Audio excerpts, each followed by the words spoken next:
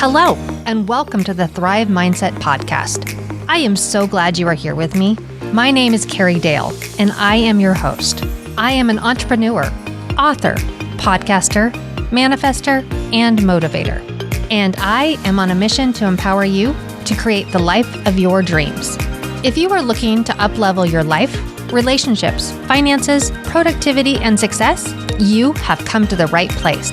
I will share with you tools, resources, strategies, my failures, and my successes that have all helped me achieve the life of my dreams. It is my goal with this podcast to help you see your potential and empower you to create the life of your dreams. So let's get to it. Well, welcome. Today, I have the privilege of speaking with a remarkable medium who will shed light on the mystical realms and the incredible beings that inhabit them.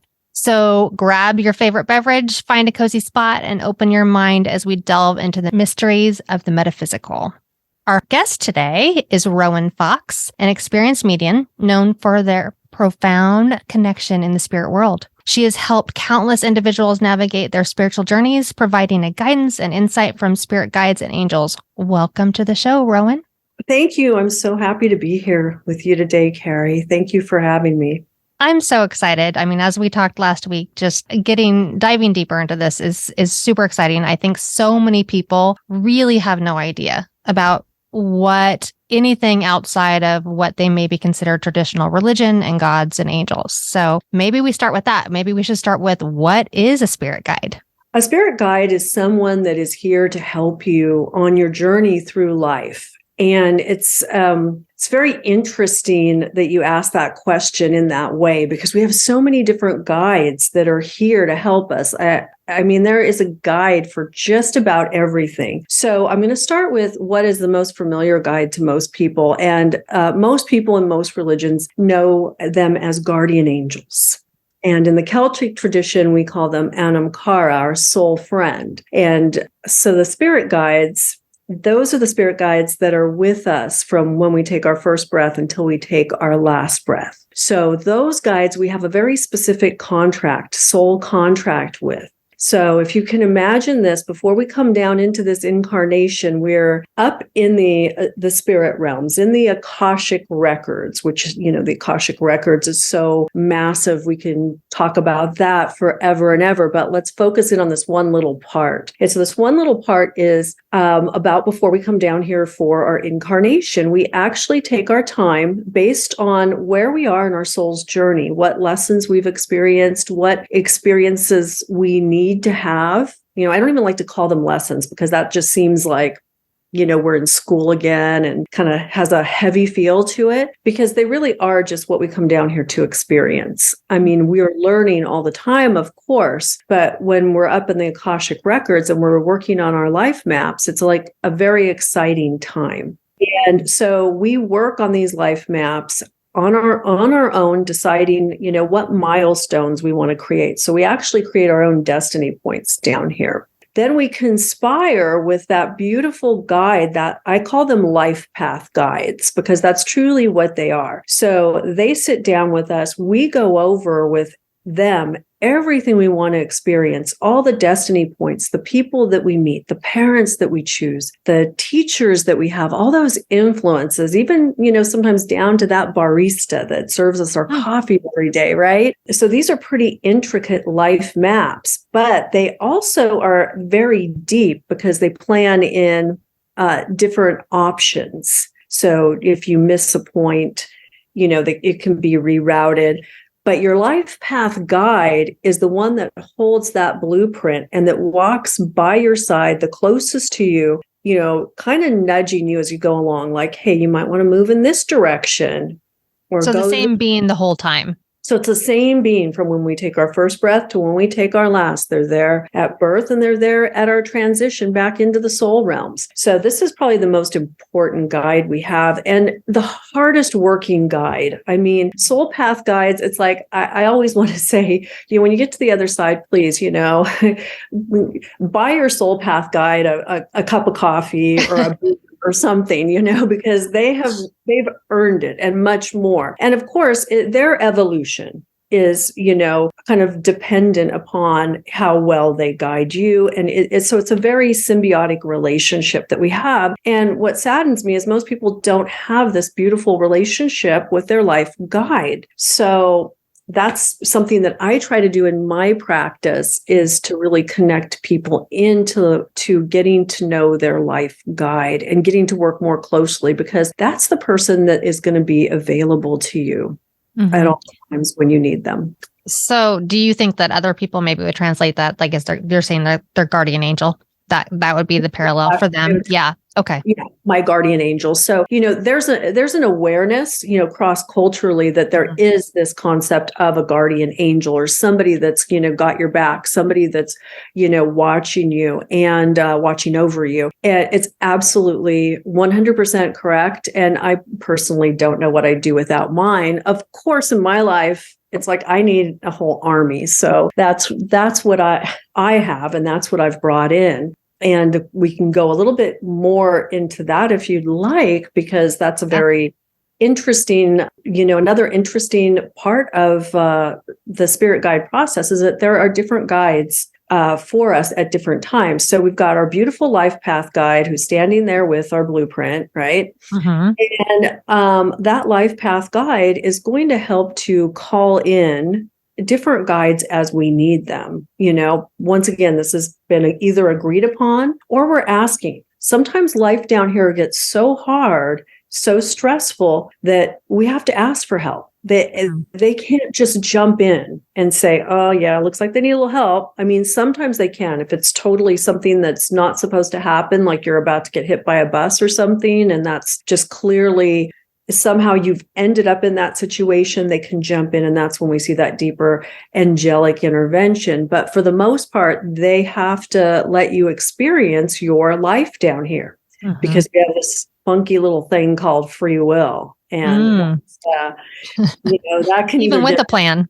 Yeah, even with the plan, we still got, that's the caveat. The free will can take us in different directions. It can get us into all sorts of trouble. The free will is really the big tester. It's like, okay, here's the scenario. What are you going to do with it? Right? Yeah. But I love how that like intertwines. I mean, like how I started in the beginning about how people that don't maybe think of this as guides, how they can intertwine that into what they already know or believe, right? Because you think about most organized religion, it's got God and it's got, he knows all in the plan, right? And then but you have free will. And so I love that you intertwine that in a way. Yeah. Yeah, because it's so important. It's critical to the whole situation down here, to our whole experience is, we get to make choices and we get to use our free will even when it doesn't best serve us. I mean, many times I'll see guides come through and they're just begging me, please tell them, get back on their path. Don't do this, whatever it may be. It could be a relationship, it could be a job or a move that's not in their best interest. And even if I were to bring that through in a reading situation, that person could say, yeah, hear you, Rowan, but you know what? I'm doing it. And, much to their guide's dismay. And then the guide just has to sit back and let them, go through the paces until whatever happens, they're on the other side of it and they're, crying out for help. And then there's a rerouting. Yeah. It's a little like Siri, Yeah.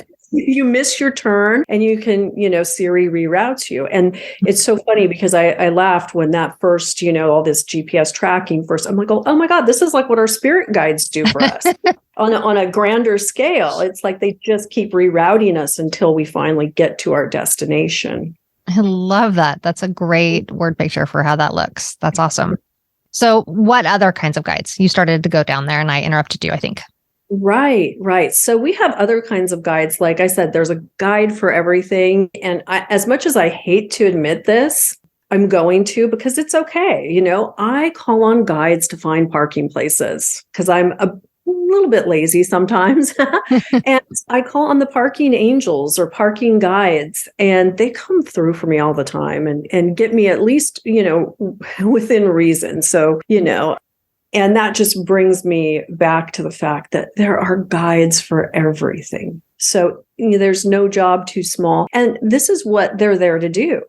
it helps them. Like, this is their job on the other side. This is how they ascend too. They are our support system. So it's like, if we need to find a parking place, then we need to call upon the parking guides and say, hey, I really need a parking place, and it could be you're running late for work or an important meeting, whatever. And that's their job. There are also other guides that I really love. Haven't had the chance to call on them lately because things have been going relatively smoothly, but the runner guides. And the runner guides are the best. Now, my favorite time to use the runner guides is when I'm flying or going on a long trip, right? So things have to happen, right? I have to get to the airport on time. I have to get my luggage checked in. There's a lot of variables. So runner guides are perfect in that instance because you just send them ahead and say, go ahead. And make sure that everything happens exactly that it's supposed to happen in a timely manner. So they set things up all along the way for you. So they're the guides where all of a sudden, you're stuck and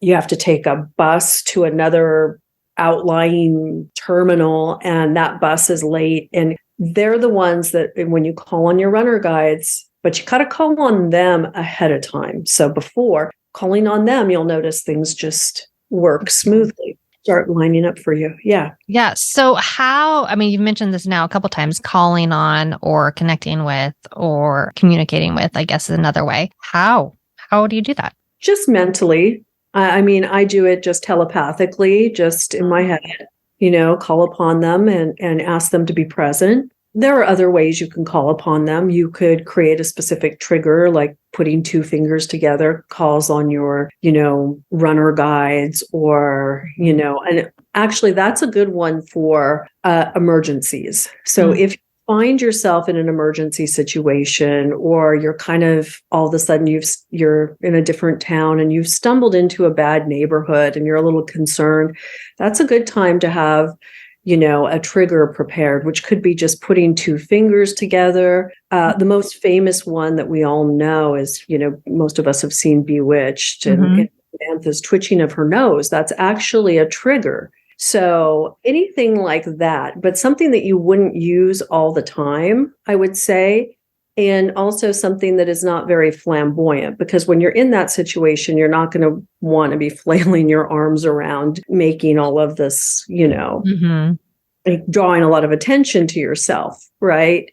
And sometimes too, I've used triggers to call in, angels, like I call them the 911 angels, and I have it programmed to call in 10,000 angels immediately if I should be in a situation where I feel I need that protection, or just to help. Maybe if you're about to give a talk to a large group of people, you're feeling some stage fright or some anxiety or another situation, there are guides and angels for that. And so you can have that trigger and call them in. So for like people that don't do this now, or just curious, it'd be maybe like praying or just speaking out loud, just, hey, I'm wanting to hear you. I'm wanting to know you. I'm wanting to feel you. I'm wanting your guidance, that kind of thing. I would say just speaking out loud. Speaking out loud and calling them in. But really, you do have to ask. And I often sound like a broken record with my clients because I keep saying, are you asking your guides? Are you calling upon them when you need them? And even I can be guilty of this because we get so busy. It's like, oh my gosh, that was a task I could have given to a guide to do to just make this run smoother, right? So, which brings me to more guides. So, say you are, in just having like, you're in charge of a large event. Like when I used to do psychic fairs, when I used to host psychic fairs, there's a lot of moving parts to that. And a lot of things are happening simultaneously. So that's an occasion where you call on different guides and give them tasks to help things go smoothly. It does. And you'll notice, if you start practicing this and start working with this, you'll notice the times when you call on guides for help with maybe, a large party that you're throwing, wedding, or, in my case, psychic fair. And the guides will come in and then everything sort of flows, and it, as things arise, there's a solution that comes right on the tail of it. Whereas when you forget to do that, it's just a little bit of a rougher ride. So you also, before we got on this, you started talking about totem. Was that right? Totem animals or Totem animals, yes. Yes. Totem animals.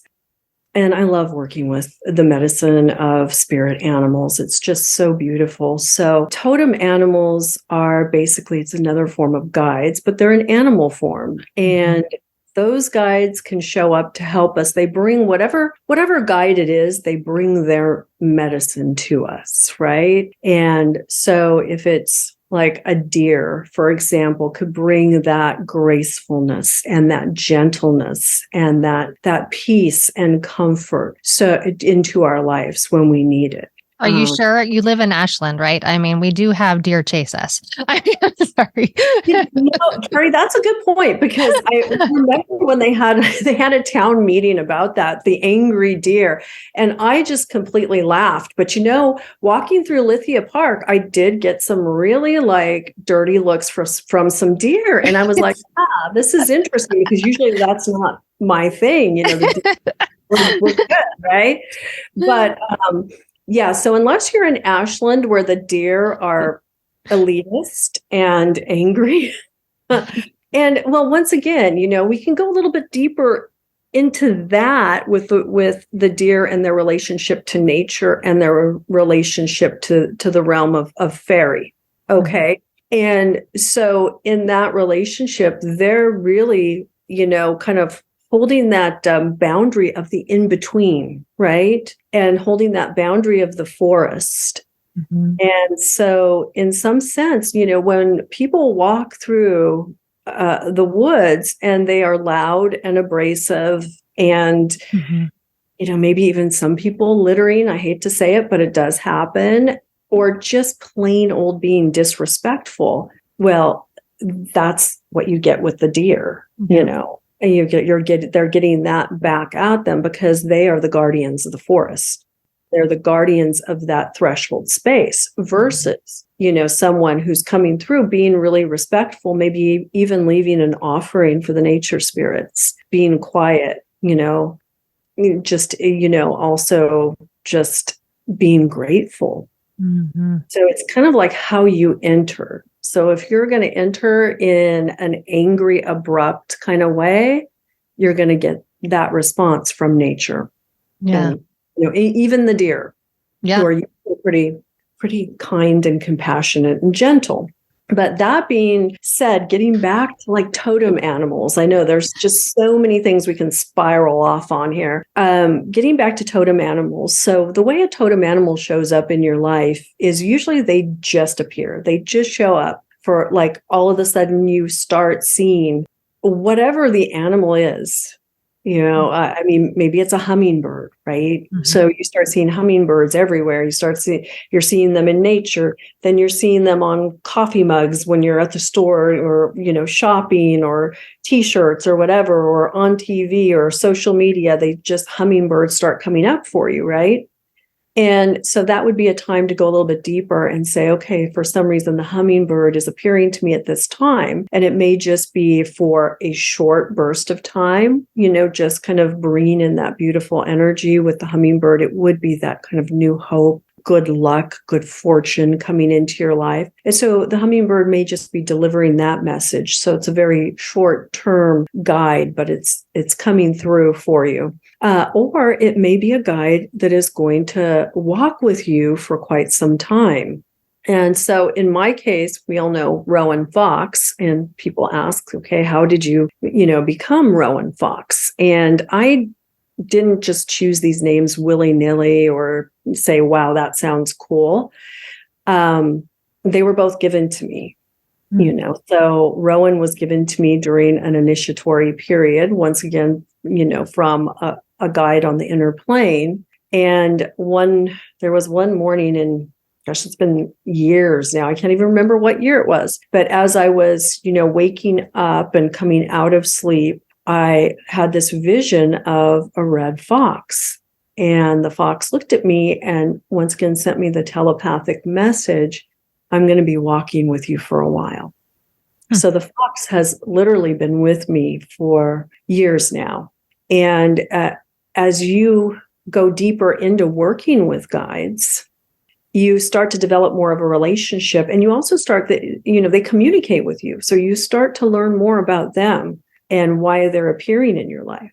So what I learned from the fox was that, well, the fox obviously was coming in with that kind of little bit of that cunning energy, but the ability to get out of tight spots, to move around things. The fox is very intelligent and very much able to maneuver through difficult situations. And so I've learned over time to call on the fox. And I also learned that fox was not just unique to me, but the fox was a clan totem. So of course, with my Celtic ancestry, it turns out that the fox has been with my lineage, my ancestral lineage, for quite some time. So that's why fox finally came to me and has now since come to my daughter as well. Very interesting. Yeah. Yeah. Yeah. I love that. And I find it fascinating that you picked hummingbird, because that is the one thing that's been in my life the last couple of years, specifically, since my grandmother died. And and I was kind of curious do you think there's any connection between loved ones, family members, and that, or do you think spirits are totally separate from that? Absolutely. Spirits will come to you in that way. Our loved ones on the other side will come and communicate. And one of the things about hummingbird is that hummingbird brings messages from spirits on the other side. So when you see that hummingbird, you'll know that your grandmother is close by. And so that's just another little indication that it's a good time to maybe sit down, quiet your mind, and listen and kind of pay attention to any messages you receive. And the messages could come through telepathically. They could come in just memories or feelings or, once again, the thoughts, but just paying attention, just having that. I know my mother is always the butterfly. So. That's Jeff's mom, my husband. Yeah. It's always the monarch that shows up. Yeah. For my mom, it's the blue butterfly. There'll be other butterflies, but the blue butterfly is really the one when she's there. So, and it's interesting because, and most people's loved ones on the other side do use the same kind of totem animals, we've got dragonfly, butterfly, ladybug, hummingbird. So, those are just a few, but they will use those to come through and deliver messages. It's beautiful. I love that. Yeah. Just to let us know that they're around and with us. And it's such an easy thing for anyone just to kind of feel. I mean, it doesn't matter what you believe, but just to be like, I put that, I have a girlfriend that when her mom died, her mom collected owls always. And so all of a sudden owls were showing up at her house. I mean, live ones, which how often do you see that? So I find that fascinating. Let's talk about ancestral guides. Okay. Ancestral guides are, our ancestors. So they are usually guides that I want to say are fairly removed from you. So an ancestral guide is someone that you did not know in your lifetime. So they're not like our deceased loved ones where we've known them, we've shared some life experience with them, and they've just passed on and gone beyond. Our ancestral guides are our blood guides.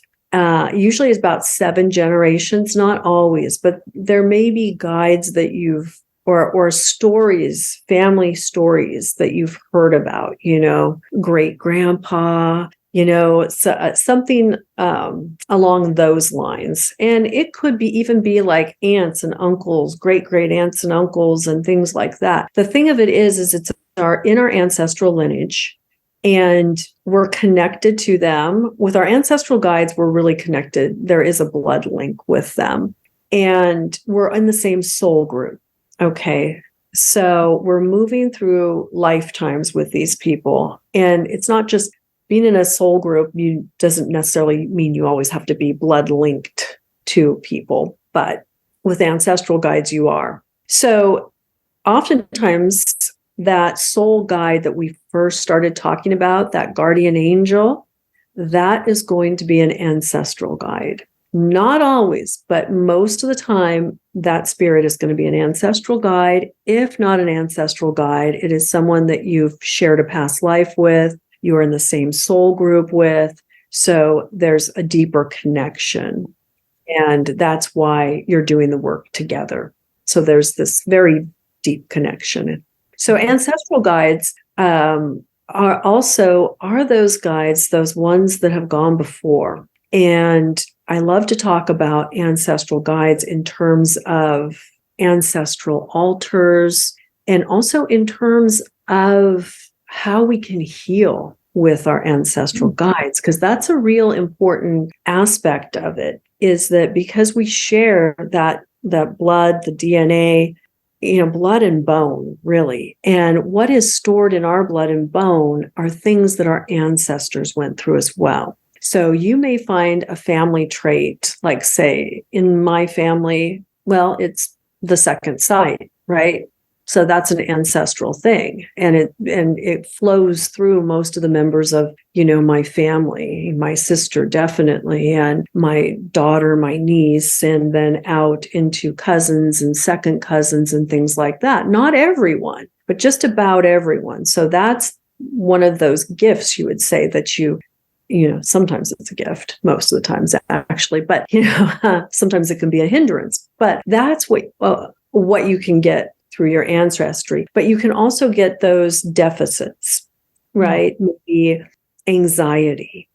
That could be something. So when you start to have some of these traits where you see them playing out, and I'm just using anxiety because that's one of my ancestral traits as well that we're working on. You can see that kind of playing out and being passed down through your lineage. And when you see something like that, you really want to come in and work on healing with it.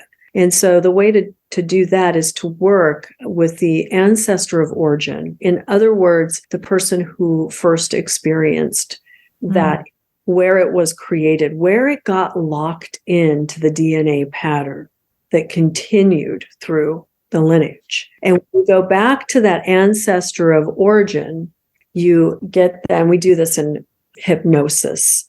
And so you go back, you connect in, you get in agreement with the ancestor of origin. And it's a really beautiful session. It's similar to a past life session, but there's just so much more because you're actually inviting in this ancestor and the ancestor where everything originated, whatever it is. We're using anxiety right now. And that ancestor is going to show you what they experienced at the time, what created it, what locked it into the DNA pattern. And then you can go in and begin to heal that together.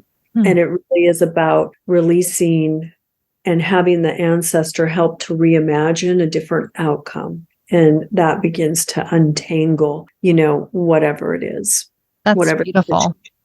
It is. It's very deep, shamanic, beautiful work. But I feel like people don't understand how important ancestors are. And it's not just about leaving them offerings or having their pictures up during the month of October. Yes, of course, we want to honor our ancestors for the blessings they've given us, but we also want to heal. And because we are here on the earth plane, we're I like to say, boots on the ground, and they need us. When we heal an ancestral pattern within ourselves, it's really huge. It moves out through space and time. We're able to heal people that are in our extended family as well. So it's just so huge. So kind of like inner child work, but beyond, right? So because you're going outside of yourself at this point. Yeah. Wow. I mean, that's amazing. I don't even know what to say about that. It makes me a little kind of teary thinking that you could connect that way. And it's deeply profound work. And I think what people don't understand is that our ancestors have a vested interest in what we do down here. Because as we heal ourselves and as we move through our lessons, even if we're not doing that deep, profound ancestral healing we just spoke of, we are healing the family lineage. We are moving it further. So they're like our cheerleaders on the other side. They're like, go, go, go, It's do this. I mean, and there is that love for us because we're the ones that are in the game, So it's not surprising to have an ancestral spirit come in and help someone down here that is going through a struggle that they went through on the other side. Yeah. And I feel like you can see that in family patterns, right? I mean, like I know, for example, in my family, my mother has always said that I'm just like my great grandmother, even though I never ever met that woman ever. And I barely even know stories about her. And then I watched my first son is very much like my grandfather was, and they never met either, and it's very interesting, just the parallels. I mean, even down to the fact that this son of mine that I'm speaking of, my grandfather was very small and my dad is super tall, and his dad is not tall, but he's not small. I mean, and that son out of my kids is like the smallest, like he's shorter than I am. and I'm like, how did that happen? I mean, he's just like my grandpa. Well, and you know what, Carrie, it's the different lines that they're pulling from, those different ancestral lines. And I think that's why like Ancestry DNA is so big right now, and some of the shows on TV, like people are really interested in this because they're starting to feel that inner pull towards it. Like, wow, where we came from is really important. What our ancestors did was really important. I mean, you'll go through and you'll see just lines of people that are in the same occupation, Yeah, it's fascinating. Yeah. So it's deep work. It's fascinating. And so it's good for us to invite our ancestors in, and to also, give them a space in our lives and know that they can come in with their, and help us as well. So that's another resource, as well as just all the spirit guides and angels that go, and our departed loved ones, of course. They're often, I find, the most helpful because there is that shared life connection. We share time down here together. So yeah. Well, I think we could go on forever and ever about this, and I know you've got limited time, so I'd really like you to share about how people could work with you or what you've got coming up. I know you have some big things coming up.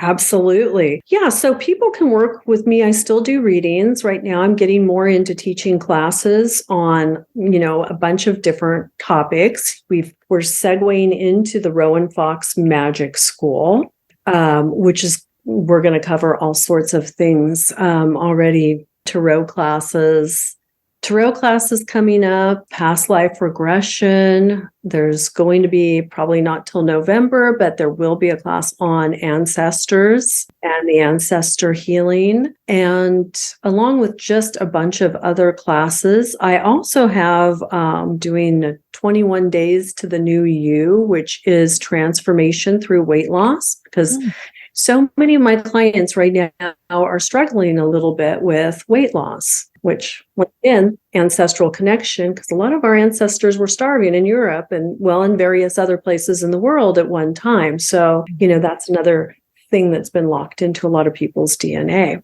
I've got all these wonderful classes and groups coming up over the summer. And of course, my business partner, Gaia, and I reopened the Tea Leaves and Tarot Parlor. We're located now in Grants Pass on 6th Street.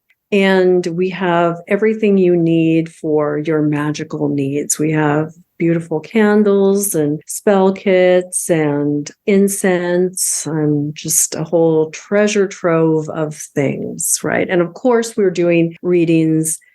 Right now we're doing readings there. We have other people joining us to do readings. So astrology and a variety of different stuff. We do have a midsummer magic happening, Midsummer Magic Weekend, and it's going to be June 24th and the 25th. And so you want to be sure and mark your calendar for that, because we're just going to have some fun stuff going on. And, we'll have readings. I think we're going to have a raffle. And also I'm going to be doing a free cast a glamour spell. So I'm going to teach everyone how to cast a glamour spell. A lot of fun stuff coming up. I'm trying to think of, there's like so much I can't even. Are you still doing one-on-one coaching and hypnotism? I am still doing one-on-one coaching, still doing the readings, and actually leaning more towards the coaching and the hypnosis and the deeper shamanic work to really help people shift their life experience right now. Beautiful.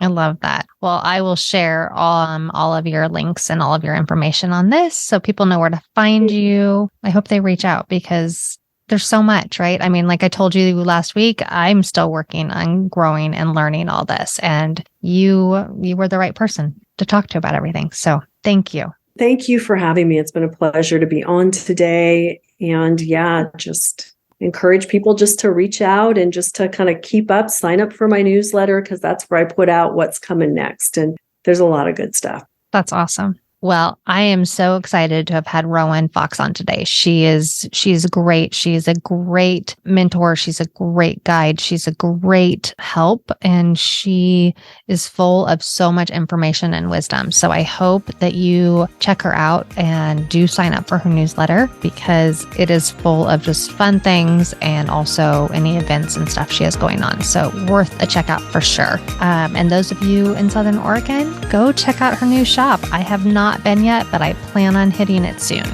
And as always, remember that I believe in you and you can manifest the life of your dreams.